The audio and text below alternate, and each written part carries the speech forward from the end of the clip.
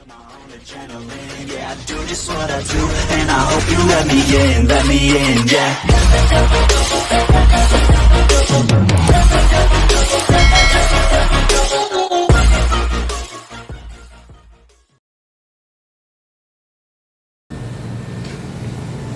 Hi guys! Magandang araw po sa inyo lahat.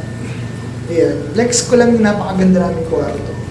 Kasi may nag-message sa akin, sabi maganda raw siguro mga accommodation dito sa Saudi Arabia. So bahala na kayong musga. Ayan, sa nakikita nyo nga, ay yung lamesa namin, refrigerator, tapos yung mga kahon-kahon, tapos yung higaan ko. Kasi may kasama pa sa kwarto. Tapos saan kayo nakakita ng higaan tapat ng hagdanan?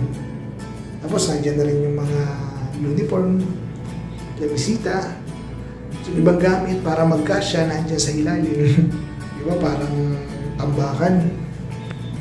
Kasi ganyan kalit yung kwarto namin dito, kala nila. Kasi sarap ng buhay namin dito, kala nila maganda yung accommodation.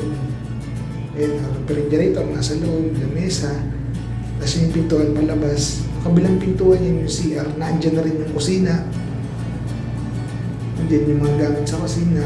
Imagine ninyo kung taas hagdanan, tapos aparador lang yung pagitan ng pintuan ng CR, tapos higaan na. Dalawa kami dyan sa kwarto na yan. Tapos yung pinakang CR namin, yun na rin yung namin, kusina namin. Doon kami naghuhugas ng mga niluluto.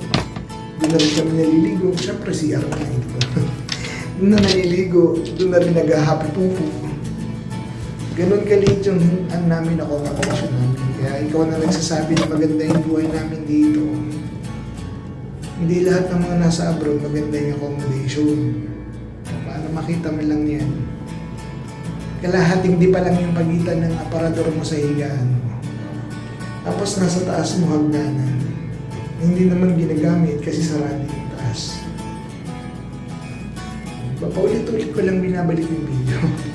Para makita nyo lang yung itsura ng accommodation, kung malaki ba o maliit. Diba? Tanya na. Andiyan na lahat yung mga gamit namin.